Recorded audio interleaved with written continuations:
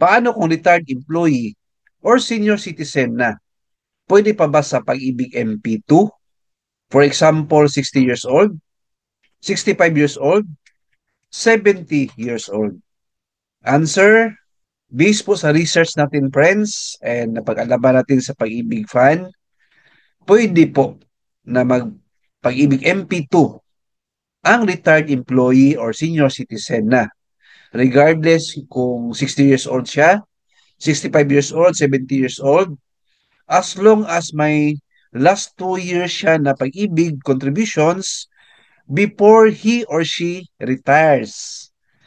Simply said, kung 60 years old po si sir or si ma'am, nung 58 years old siya, member po siya ng Pag-ibig. At may contribution siya for the last 2 years before siya nag-retire. Ayan po. Kung makita yan sa system o record ng Pag-ibig, then mag-apply kayo ng Pag-ibig MP2, the answer po is yes. Pwede po. In fact, ang Pag-ibig MP2 po ay maganda po na investment sa mga retired employee or senior citizen.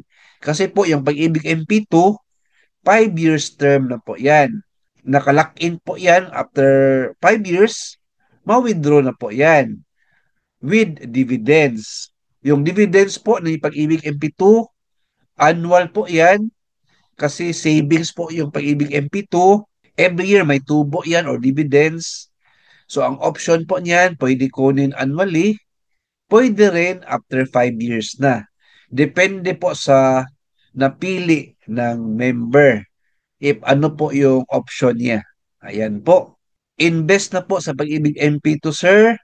Minimum of 500 po. Then, hindi po necessary na monthly magbayad. Depende po sa inyo. Pwede quarterly, pwede other month, at pwede po any amount po.